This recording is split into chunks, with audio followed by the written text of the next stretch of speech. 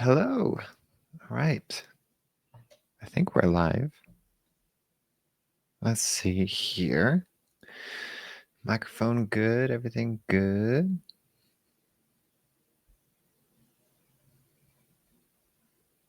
Just going to get this set up. All right. So, I've been in Austin for a week and it's been fun. I've had so much fun. Trying to think of all the things I've done. I went to a bunch of shows. Saw Dave Smith last weekend. He was hilarious. He served up a master class in getting everyone on his side. It had to have been like 5 to 10 minutes of building of a very divisive issue. I won't go into details, but he got everyone on his side with one like viewpoint and then completely flipped it and then like just kind of shit on everybody again for having like it's hard to explain, but it was so well done. Phenomenal. Um, and then let's see what else we got going on. I don't see anyone in chat. Comments chat. Okay. Yeah, no one's there yet. So we'll just keep going. And then I saw Joe Rogan and Friends at the Mothership. That was really cool too. He came out and did a great set. A lot of great openers too. Tony Hinchcliffe did a set. Yeah, and then I went to a showcase. I saw Brian Holtzman. He did a set that was pretty good. There was a guy in the audience though that was just wasted though, and he kept shouting Bruce and all sorts of other annoying things. I'm surprised he didn't get ejected because one guy like shouted like two things and got told to be quiet, and this guy was just loud the whole time and disrupting the show. So that was a little surprising, but the staff there does such a great job. It's you can't control everybody. But yeah, it was a good show. I went to Bottom of the Barrel with Brian Simpson. That was really neat. That's like an improv show where you put names in a bucket, not names. You put premises in a bucket or ideas. So one thing I put in there was like Bucky the Beaver on drugs. So I wrote that and put that in there. A bunch of other people put stuff in there, and they told us to put our names on them because we'll be entered to win a prize, which was a trick, of course, to get us to put our names. That way, they could like shit on people who like had terrible suggestions, but also like call you out, like, "Oh, who wrote this?" or And so some people didn't write their names, but it was really funny because people put in some crazy stuff and they had their name after it, and so then the person on stage who pulled the idea out would sit there and just roast them. It was great. I got called out a couple times just because I stick out. I had a fun interaction with some of the comedians there and stuff. It was just so much fun. What else did I see? I went to John Carden's birthday show at the Creek in the Cave. That was really cool. And saw like Jamie Lee and gosh, I'm trying to remember. There's so many people. I can't keep up with how many people I'm seeing. It's so many so quick. But it's been really fun. I've done some mics as well. So I did like an open mic at the Creek in the Cave, and that was a good time. Um, it was at midnight, so there wasn't too many people there. And then I went to Shakespeare's, did an open mic there. There's a few people there at that one. It was outdoors. And then the Sunset Strip, I went yesterday to the Sunset Strip, which is just like a block away from the Mothership, and it was a riff mic. So it was similar to what I was just describing with Bottom of the Barrel. So it was a riff mic, and you put in suggestions into a bucket, and people pull out the suggestions, and you're just supposed to riff on them. I'd never done anything like that before. It's very improv.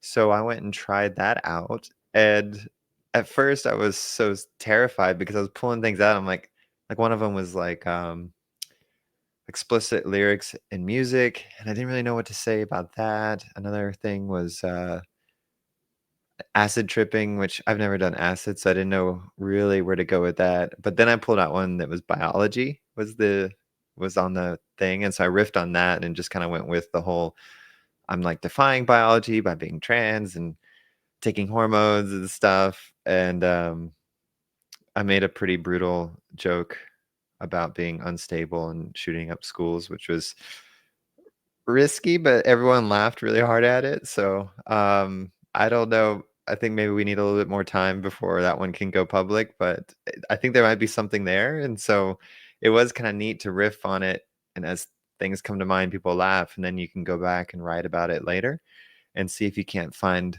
more more funnies out of that. What else? I got a bucket pool. I put my name in a bucket for a mic, one of Leo's mics that he was doing at Shakespeare's, and so I got pulled out of the bucket for that. And if anyone wants to ask questions, feel free to post in chat. You're welcome to. By the way, if you're watching, if you're on YouTube, I don't know if the Twitter stuff works. So if you're watching on X, I don't know if those come through, but you can always do it on the YouTube channel. If you're not, Joe Ellis really is the YouTube channel. It's also all my socials, so anywhere you'll probably find me, even on Blue Sky, which I barely use because it's kind of gay. Um, what else? So the Riff mic. Oh, Nar Bar, which is really cool. That's another bar just down the street, and that is um what is that?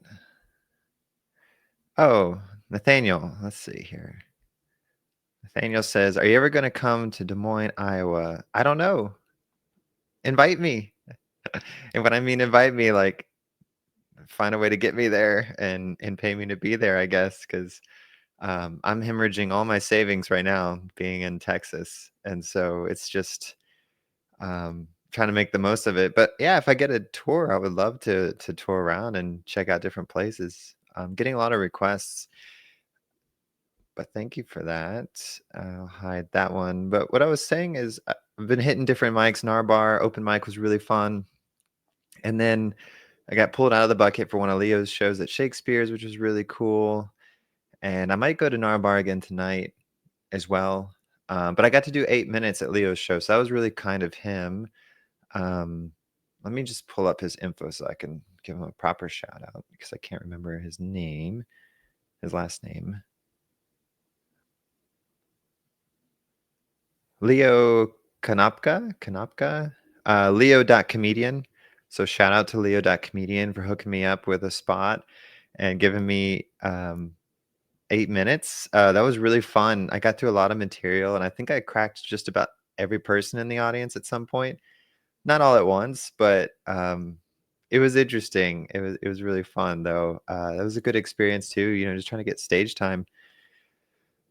Oh, what else did I do? Oh, after the Rogan and Friends show, and after a bunch of the shows at the Mothership, what I've been doing is just hanging out in Mitzi's bar, which is it's attached to Joe Rogan's comedy club. It's in honor of Mitzi, who was I believe a booker at maybe the Comedy Store. I'm probably getting it wrong, but you can Google it. Uh, Apparently, a very influential, lovely woman that Joe really admired, and so they have a bar in her name, and it's really cool because I was just sitting there like hanging out until closing, and Tony Hinchcliffe just walks through the bar and starts talking to people.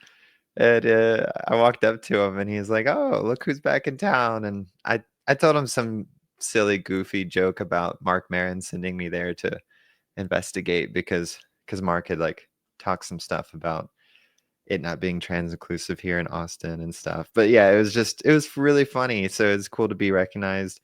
Um, and then Brian Redband came through on another night that I was there and he was like, "Hey Joe," and like I gave him a big hug and that was really cool. I met Tim Butterly again. He was there. He recognized me and we just said hi. I came up to him. Met Tommy Pope, who was there. That was really cool.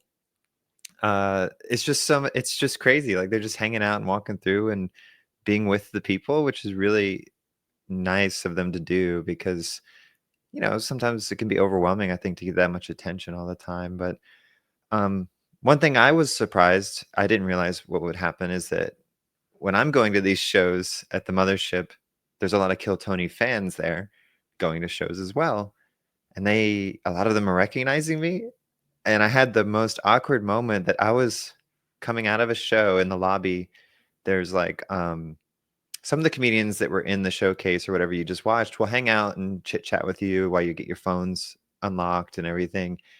And one of the comedians was there, and I was trying to come up and talk to her, and I kept getting stopped by people who wanted my autograph, which was really weird because I felt like I was, like, taking away from the people that actually performed, but people were approaching me and, like, just telling me such wonderful things about my Kill Tony appearance and everything I've been doing, and, I don't know, it's just what a weird world that I seem to have some sort of draw, and that people just from that one appearance on Kill Tony, people are, I guess, taken by what I'm doing and what I'm saying.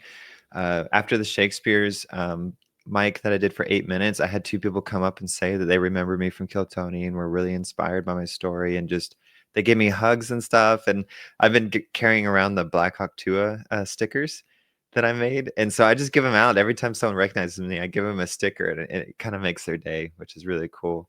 Um, but it's just weird to be like somewhat known. Um, but yeah, it's so much fun hanging out, getting to meet people, meeting my hero comedians, the icons, because they all just are around, walking around the street. Like, you'll see them walking down the street sometimes, you'll see them in Mitzi's bar. Um, it's so much fun, and what else we got going on? What else have I done? Oh, I've been running the lake, so there's a river or lake nearby. I've been running that every morning. It's called Ladybird Lake, and apparently there's rumors that gay people are being drowned there, which some of the comedians have said in their sets. I don't know how true that is, but I did a little video on my Instagram this morning. Like, oh, I'm on patrol looking for it, and instead, all I found was some guy who's like praying over the water and stuff every morning. He's like a shaman looking guy, and he like reads from his phone, and he's like saying all these things about the water and the trees and the earth, and it's very interesting. Austin is interesting. It's very hot. It was like 100 degrees yesterday most of the day, and I don't have my car here because I just flew in for a few weeks, and so I've been walking almost a mile to the strip, the Sixth Street, and so by the time I get there, I'm just drenched and, like, sweating all my makeup off, so it's fun. It's fun. But, yeah, in 1 week, I've seen so many comedians, I've met so many comedians. The ones that recognize me are very kind, they give me advice, which is really cool. Jamie did that for me the other night, like, I she didn't recognize me, I recognized her from another set that I watched at the Creek, and I just approached her and said, "Hey, you had a really good set, like, I'm new here trying to figure it out too," and she was just really kind, like, you would expect it to be a little bit more hesitant being such an area that so many people are moving to try to make it, so to speak, but I think because so many of them are transplants, they're more open to it. I don't know how local Austinites feel that might have been into comedy before all of this, but I think the post Rogan boom here has probably brought in a lot of transplants, transplants like this one. And I don't know, everyone's just kind. I'm sure there's people that not kind, but I just try to be nice and positive to everyone I meet, and that tends to filter out people. Like, some people don't like positivity. A lot of comedians don't like positivity, so that filters out some of the negative Nancys. Um, but yeah, that's what I'm gonna do tonight. I'm gonna try to do an open mic at Narbar, and get some more stage time, and then probably hang out at Mitzi's because this is the last day they're open until Tuesday, so they're Tuesday through Sunday, and so I'll hang out until Mitzi's. They close at 11. And what they really do at 11 is they close the doors, they push the public out, and then all of the comedians come in and smoke cigarettes and stuff in there. That's what I can gather because every time I've been pushed out, the securities guys are like, oh, they're going to come in and they're going to want to smoke in here. And it's really, I understand. It's like, hey, look, like, get out of here so that way the comedians can have some privacy and just hang out and shoot the shit. So It's really cool though, because in the last few minutes before 11, before they push you out, some people show up early and just talk to you, and that's just so cool. Trying to think, who else did I see? So many, and then so many people recognize me because 'cause I'll try to sit up front at every show I go to, and they'll be like, "Oh, you were in the front row," or, they'll point me out and say something, and I'll just say I'm trans. Actually, Kim Congdon recognized me in the front row during, uh, which one was it? It was a showcase, the best of the Mothership showcase, and she was like, mentioned a part about in her set about trans whatever from LA, and she pointed at me, and I knew what she meant because she recognized me as being the trans Black Hawk pilot. But I said, "What? I'm not from LA." And she goes, "No, but you are trans, right?" And I was like, What was it? My dick that gave me away?" And which is a take on my joke. And she laughed and she was like, "No, you're like 6'5" and you got better tits than me or something." Like she kind of pivoted and was complimentary, but it was kind of fun, like a little light roasting in front of a sold out crowd. And so that's been really helpful, especially the smaller shows, like in the smaller room. It's called the Little Boy, which is the smaller room at the Mothership. Um, in there, it's a lot more interactive, and you can always hear a pin drop. So you can get a little bit more banter with the comedians, and that's been really fun. And then a lot of those comedians have been following me on Instagram afterwards. Like we'll have some banter or whatever, um, and then I'll just comment on one of their posts the next day, like, "Hey, it was really fun, like going back and forth with you. I'm the trans Jew Black Hawk pilot." That usually gets me a follow. So I have no idea if this is the right way to be networking, but so far it's working. I'm trying to be really respectful of the community here, and treat it with love because it is such a cool thing, and I don't want to come in and just, you don't want to get a bad reputation up front. Even though I am trying to sleep my way to the top, I think it's probably not a good idea to sleep with anybody. I'm joking, of course, but like, uh, I would imagine if that were the case, it would get you a bad reputation. It might work for a little bit, and then you might get marked as, the person who sleeps with other people. So, I want to earn it. I want to win people over with my jokes, and that's how I want to do it. Wow, we got 30 people watching. That's exciting. That's really cool. Thanks for joining, y'all. Um, I can't see any of the Twitter stuff in StreamYard that I'm using right now, but if you're on YouTube, I could see your comments if you post, and then I can put them on screen. Um, and feel free to ask any questions. If you have any questions, feel free. I'm trying to think. I got some other notes here. Oh, I do.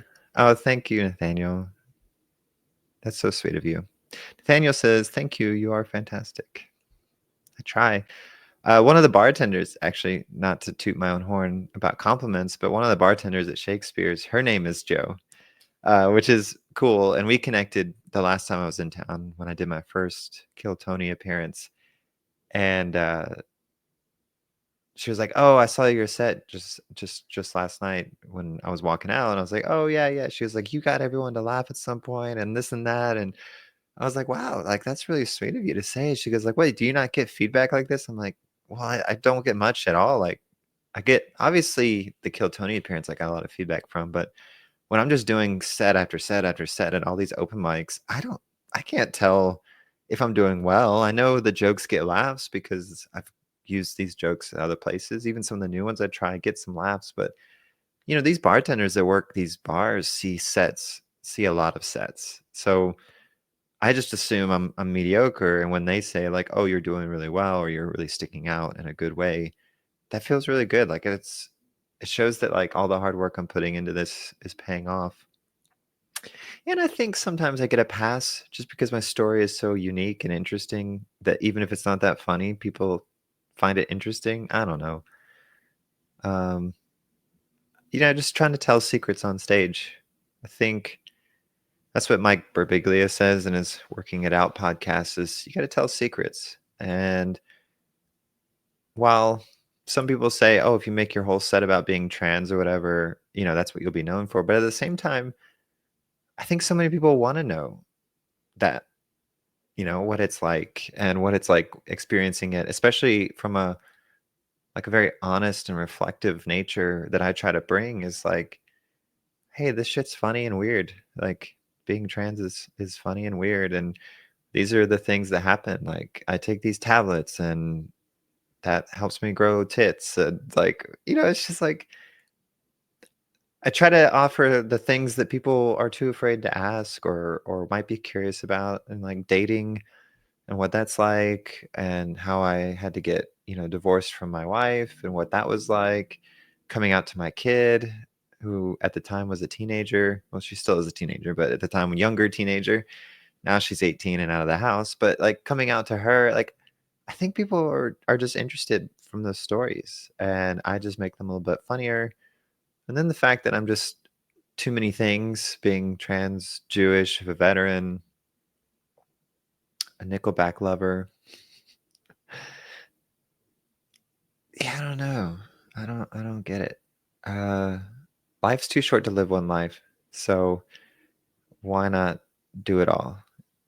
It's I went from having a stable life with a family and a house and the 9 to 5 and all of that, and now I'm in a world where I can fly to Austin and work remote during the day, but then also try my hand at comedy at night. And with my ex being out of the house, my kiddo being out of the house, and what else? Like, why not? Why not seize this opportunity? Like, not everybody in their mid 30s gets almost like a reset in a way. Now, I'm very close with my family still, of course, but it's such a clean slate of opportunity because of all the negative stuff that's come my way, and I've been able to harness that and transform that into something positive. Um, I don't know. I feel like it would almost be ridiculous to waste such an opportunity when so many people, especially trans people, are being targeted and people are saying horrible things about us, especially with the shooting in Minneapolis. Which my heart goes out to those families, to those victims. Like, it's so tragic. And because the shooter had a trans history, it looked like maybe they detrans, and if you look at some of the other things that person wrote, it was just they were clearly unstable, clearly unhealthy. Um, and so I think it's unwise to blame it all on the trans history part. But just like with me, when I was being defamed and I was being called a trans terrorist, it doesn't matter. The fact that I'm trans is enough for people to just say all sorts of other things about being unstable and being all these different things. And so I just feel like it's so valuable to use what little platform I've been given and build a bigger platform to debunk some of that. Like, no, not all of us are sex workers. Not all of us are uh, actually most of us are not unstable. Most of us are not like fetish people or you know, just all these cartoon characters that the right tries to make us out to be. And I just think that's very important. Oh, Harold, thanks for reposting my stream, Harold. That came through as a comment, which is pretty cool. So I got up on stream. It says, Harold is my math hero. Prove me wrong. Reposted the stream. Well, thank you. That's really sweet. Yeah, so that's what I'm doing. Just trying to make it in Austin. I'm about to head out for Narbar, and I'll see what's going on at Shakespeare's. I think Leo.comedian is his Instagram. I think he's hosting another show tonight, so maybe I could get a spot there. I think I did pretty well. I think I proved to him I can handle 8 minutes on stage and get a crowd of laughter. And I was kind of winging it. Like, while I knew most of the jokes, what I've been doing is when I know I have a set, whether it's 5, 8, or 10, I plot out the jokes I wanna do, and then I kind of memorize the order just lightly, so I know how one flows into the other. And when you're kinda given a last minute, "Oh, go up there and just tell jokes until I give you the light based on how funny you are." Well, that could be 0 to 10 minutes, and so there's some things I don't wanna do because I wanna keep my, as Mike Birbiglia calls it, laugh quotient up. I don't wanna waste time telling a story and the laughs go down. So then you're kind of improving and winging your jokes, even though you've said them before and you kinda have them memorized, you're just slotting them in as they come to mind and kinda going off the crowd. And that's one thing I've been able to do here a lot more is crowd work, is trying to interact with the crowd more. That's new for me because I'm just so new in general. I've been doing this 12 weeks. And so before it was get up, do my 5 minutes, and leave as if I'm doing it to a wall. And now I'm trying to interact with the crowd more. And that's why I went to that riff mic where you just pull ideas out of a bucket and just try to make jokes on the fly. I'm trying to get more comfortable with the improv aspects of it and the crowd working aspects because I know as an audience member, when I'm in the crowd, I like when they interact with the crowd a little bit. I don't like it when it's all that and it's almost like the guy on stage is having a conversation with two people for most of the show. Um, but I do like it when they take a break and do that, and then sometimes they're really good at, like, using that and the questions they ask to lead into the next joke. Like, they might ask if someone's married and ask about how long they've been married, and then that sets them up for, "Well, I'm married," and then they tell jokes about their marriage, which, of course, they already had planned, but they use the audience to kinda get into it, which is pretty fun. And then just watching so many great comedians here in town. There's, like, 5 or 6 clubs and a couple blocks radius, and so I'm just hitting shows up, like, as fast as I can, going to different shows, watching different comedians, different styles, just trying to absorb as much as I can, and inside of a week, not only have I got more stage time than I do at home, but I've also watched more national headlining comedians that just work here during the week and do spots during the week. I've watched more of them than I have in the entire year, just in 1 week. So, like, if I can't stress it enough, that's how fertile the ground is in Austin, Texas. While New York, a lot of the open mics you have to pay for. When I went up there, I went to St. Mark's and you had to pay, which that's fine. I'm just saying, like, here you don't, which I don't know if that's good or bad, but it's definitely more accessible if you don't have to pay to do your own open mic. And then the show's a little bit more expensive.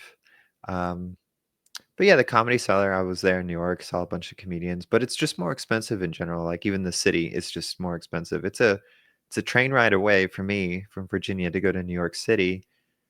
But if I use one or two Ubers and then stay for 3 days in one of the hotels that isn't just a closet in the worst part of town, if it's like somewhat decent hotel, I'm gonna spend as much money as if I came to Austin for a week and had a very nice hotel and took Uber every day if I wanted. Like, so you just get so much more bang for your buck in Austin. Um, and then the flights just aren't that expensive to come here. It's like 300-400 bucks if you book in advance.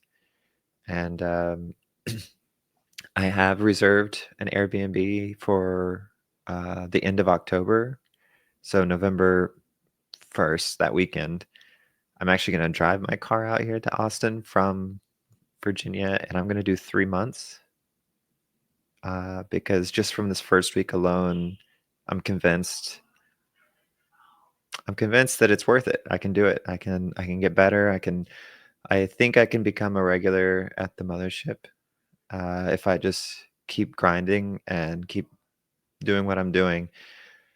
A lot of the comedy here you have to be here for. So it's not like from Virginia I can just reach out to people and set things up, come into town and do that. Like I'm not at that kind of status yet. It's more of I'm walking down the street and literally a guy is like, "Oh, come in for a comedy show." And I'm like, "Oh, can I have some time? Like, I'll sit for the show, but I'll also like, could you give me 5 minutes?" He's like, "Yeah, yeah, yeah." And like, boom, I have stage time, like in a show that somebody's on the street bringing people in. There's a lot of foot traffic in Austin, so people come into these, which is way better than like Richmond. Richmond's got a great open mic scene, don't get me wrong, but it's just so huge here, and that's what she said. And so and it's also the demographic too. So there's a lot of military, college age type people here coming to party on 6th Street, coming to these comedy shows, and that's my demographic. So if I look on YouTube, like my Kill Tony demographic is 20s to 40s. So young professionals, and then of course college age, later college age people. And so that does really well is doing that. And so yeah, it's such a fertile ground. And like I said, Austin's not too expensive. Unfortunately, it is Texas, so it is hot, and it is an anti-trans, not the people, but definitely the political environment right now. They're currently arguing a bill on the floor for the bathrooms at the Texas State House, which is just down the street in Austin. And there's, I think the ID stuff happened here. I can't remember. Did that happen here? So I don't know if I'd ever want a permanent residence here, but temporary, like a couple months here and there, I think I can get away with and just keep my Virginia residency.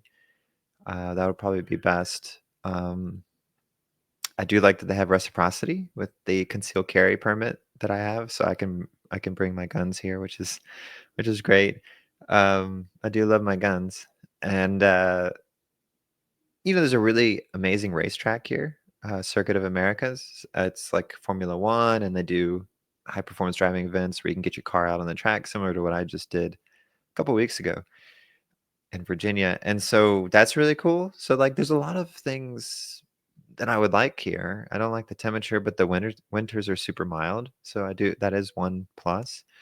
The lake here is really cool. And what's funny is Austin and Dallas are like the two number one, or the two top rated, I think, in the US, uh, sex reassignment surgeons, or bottom surgery, or whatever you want to call it, the vaginoplasty. So not that I've decided to get that, but it's just interesting that it's like the Crane Center is here, and then the one other in Texas, and yet Texas is having so much trans backlash at the same time. I did meet another comedian who's trans. She's really cool. She's got some really funny jokes. She told a lot of really funny, like, Jew Holocaust jokes, which I won't repeat, but they made me laugh. They were good. Yeah, so I don't feel, as a trans person in Texas, like any animosity really. A lot of people have offered to fuck me, which is a weird thing. Just walking down the street, like some people who work the doors at different bars, like, "Oh, you're so beautiful. Can I take you home and fuck you?" And another guy was sitting at the bar and told me all about being married and stuff and kids. And then he asked if I would come over to his hotel, and I was like, "Didn't you just tell me you were married?" And told me this sad story about how his wife doesn't seem interested in him sexually anymore, and she doesn't want to go to therapy. And I get it. Like, people are lonely, and he shot his shot and everything, but that's interesting, very bold. Um, so that's different. But I don't feel unsafe. There is a lot more homeless here in Texas, in Austin anyway. I posted this on X, but it is funny that the bathroom ban they're trying to implement would fine $5,000 if you go into a bathroom that is different from your sex assigned at birth.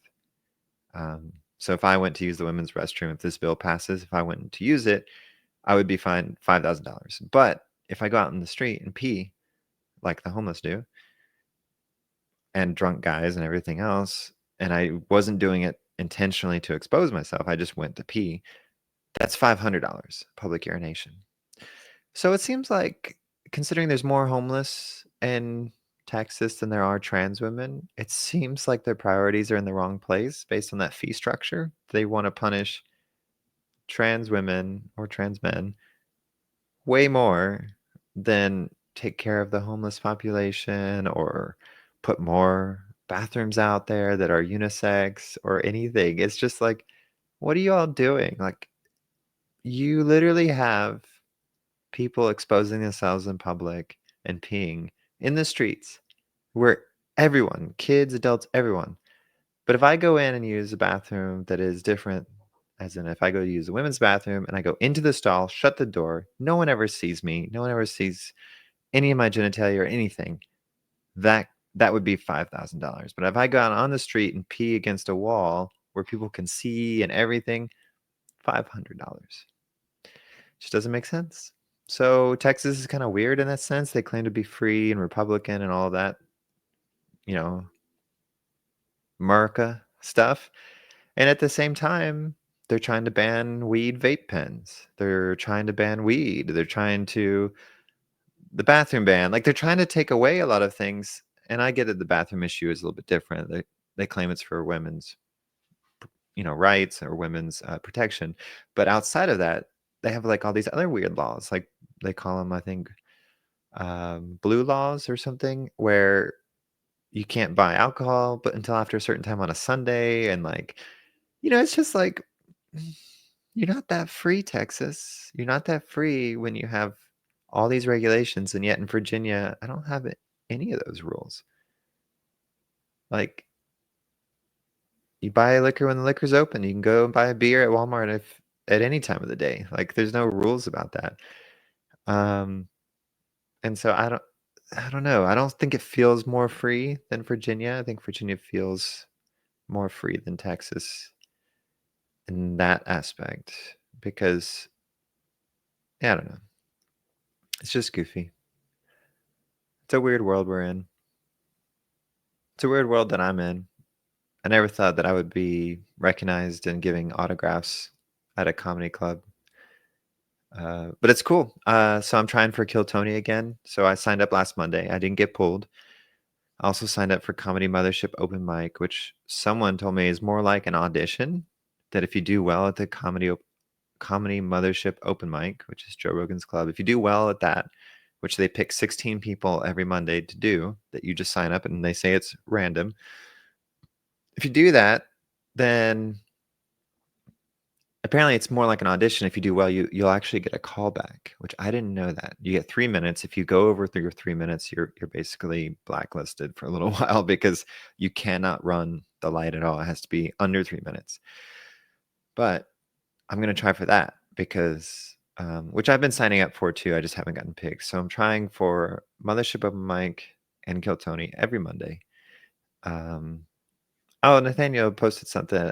So Nathaniel Eddy says, I drive for a living. I listen to Kill Tony every Tuesday morning on my drive. I heard you come on and I was sold.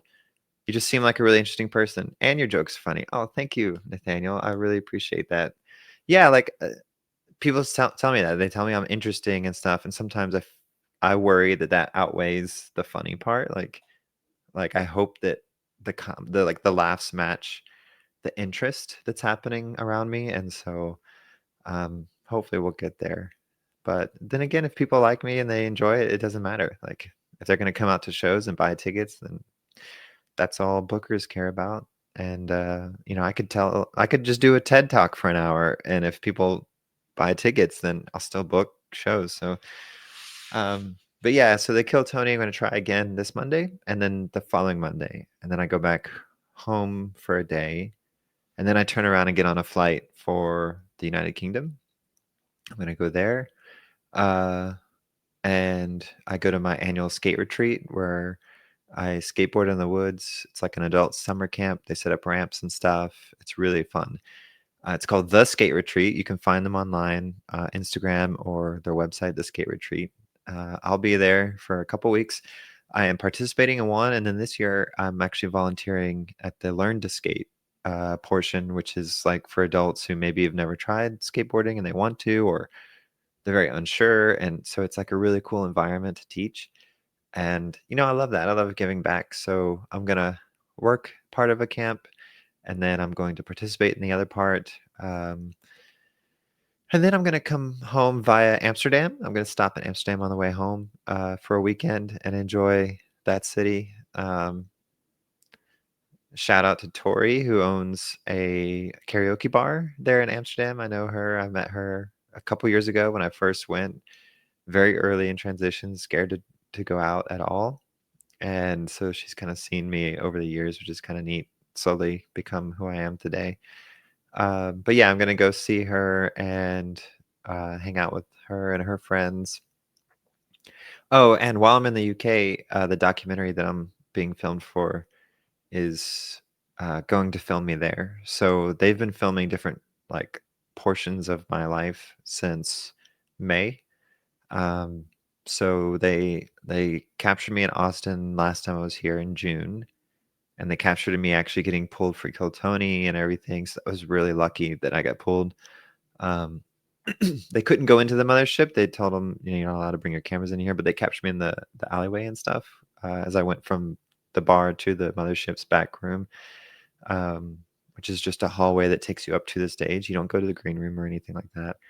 And that was really cool. And so then they came to my house and filmed me, like, because I've got a skate ramp in my garage and walking around the neighborhood with my ex-wife, who I'm very close with and consider her to be my number one still.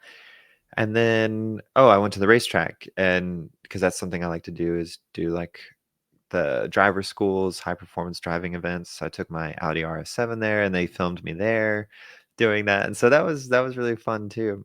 And so now they're gonna capture me in the UK for a day while I'm there at the skate camp, the skate retreat. And so I don't know what else they'll capture. Maybe they'll come back to Texas when I'm here for 3 months in the winter.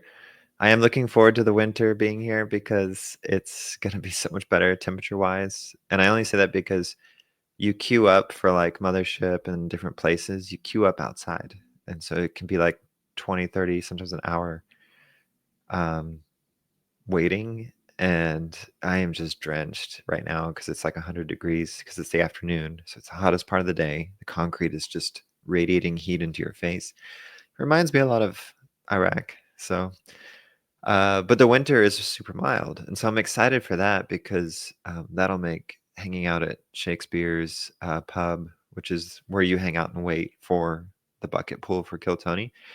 So it'll make that a little bit more comfortable, and I'll just make it more comfortable in general. Like I don't mind like being out and sweating and stuff, but not after I've done like makeup and stuff. And I'm expecting to be, if I get pulled, I'm going to be on stage, and like I don't want to have sweat for hours, which is why I looked pretty rough on the last Kill Tony appearance, because it was like June 30th. Yeah, and I just remember I was so wiped, so exhausted, had sweat all day, and just yeah.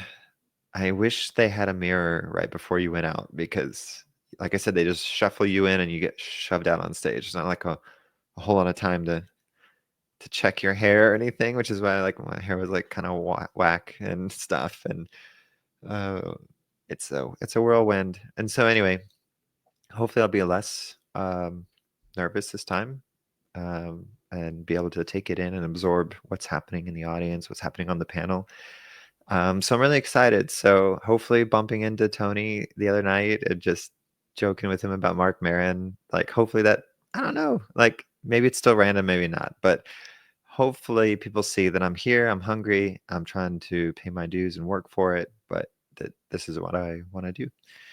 Um, and so Kill Tony sign up Monday, and then I'll probably do more open mics and stuff. Oh, and my sister is coming to visit. So my little sister, she's gonna be here next week for a couple days, and so we're gonna go to shows together, which is gonna be really fun to have someone to do this with because I've been going by myself. And so it'd be fun. She'll get to see me perform at a riff mic that uh, Rachel Wolfson is hosting on Wednesdays at Sunset, not Sunset, Creek in the Cave. And so she invited me. She's like, "You should come out on Wednesday and do a riff mic." And that's another one of those pull a subject out and just riff. And so I'm excited to do that with Rachel. She reached out and DM'd me on X, and that was really sweet of her to do that. She's got like 30,000 followers. Like She's a great comedian. She's really funny. And so I don't know, like people are just like I said, so kind, trying to give me help and tips and advice when, I'm just trying to play in their world. I'm like I feel still like a guest in their world. And so I just really want to respect it and hopefully not make a mistake that, blacklists me or anything or is considered offensive. I don't know what the etiquettes are here, so it's just so weird. So I just try to be nice but I'm also Mike Birbiglia says this in his podcast, like don't be afraid to tell people what your dreams and goals are. Like while I'm nice and I want to pay my dues, I'm not being shy about, no, this is what I want to do. This is where I want to get to. Like when I asked one of the comedians at the Mothership, I'm like, how do you get a regular ship here? It's like, how does it work? And she was like, well, you do like the open mic, that's basically an audition. And if you get callbacks, like that's kind of how it works. That's typically how people get brought in that are new. And so I was like, great. Like, thank you. That's awesome because it is kind of vague how it all works. And so I'm just asking, like, this is what I want, this is what I want to do. And then just networking and getting to know people, hanging out in bars where other comedians hang out and going to their shows and supporting them. Like there's a bunch of little showcases for like $10 here, $5 there, a free show. And I just go and sit in the audience. And of course people recognize me. They're like, oh, weren't you on? I'm like, yeah. And I don't know. I hope it all works out.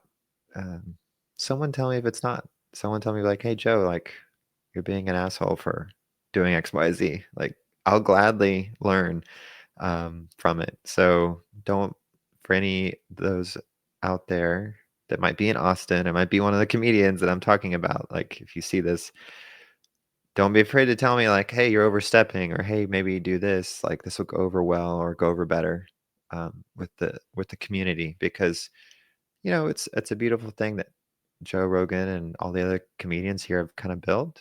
Um, and so, yeah, I want to respect that. But that's, I think that I'm going to wrap up. That's been my time, as I've been saying on stage a lot. Um, yeah, I'm going to head out, put my shoes on, and head out to 6th Street and check out open mic at the Nar Bar. And then also check out Leo's show at Shakespeare's and see if he wants to give me time there. But otherwise, that's all I have planned. And then probably around 10:30, I'll try to sneak into Mitzi's bar and hang out for 30 minutes and have a drink and see if a comedian walks through and see if I can make another connection. So that's just my strategy. Winging it, seat of my pants. I have no idea what I'm doing. But thank you all so much. I see there's like 50 people watching. That's amazing. I really appreciate that. Much love to all of you. Love does shine brighter than hate. Thank you so much, Nathan. Nathan Eddie says, keep up the good work. Thanks for watching on YouTube. Like and subscribe, please. I know it's goofy to say that, but I'm trying to grow this channel and this brand as something that I can use for good. I still haven't made a single dollar from any of these appearances I've been doing. Um, it's all about advocacy and being that example. And like the Joker in The Dark Knight says, it's not about the money. It's about sending a message. And that's what I'm trying to do. If it could replace my full-time gig and I could be a more effective comedian slash advocate slash whatever, I'll cross that bridge when I get there. But until then, I'm self-funding all of this. I'm doing all this on my own dime with all my own time. And um, it's very important to me that I give the world right now an example of a trans person that I don't think is being featured or showcased anywhere. Because most of us are working our jobs, doing our life, like taking care of our families. Like that's what I was doing before, the executive order came out that kicked me out and me writing an essay and then me being targeted for a crash that I didn't do. Like otherwise y'all would have never heard of me. And so and I wanted it that way. It's not like I wanted to be this person, but I do love comedy and it's one of my big interests, and I feel like it's something I can use as a path to advocate. And also selfishly, I love these comedians and being able to like play in their spaces and be on stages they've been on and meet them in person is actually really cool. It's like meeting my idols, not idols, but like icons, like because I don't worship them. I'm not that much, but I do listen to their stuff, and laughter gets me through. If you can't laugh about something, I don't know, like it's tough, right? Like I find that if I can laugh about something, then it can no longer hurt me, and that's how I process things. And it's kind of the gallows humor of being in a barracks in the military. You just make dark jokes to get through, and so hopefully that helps other people. And thanks so much, Nathaniel, for the comments. Thanks, Harold, for reposting the stream. And I will see you all. Maybe I'll do this again next week and give you an update on week number 2 of my 3 weeks in Austin. But that's it for now. Thank you all.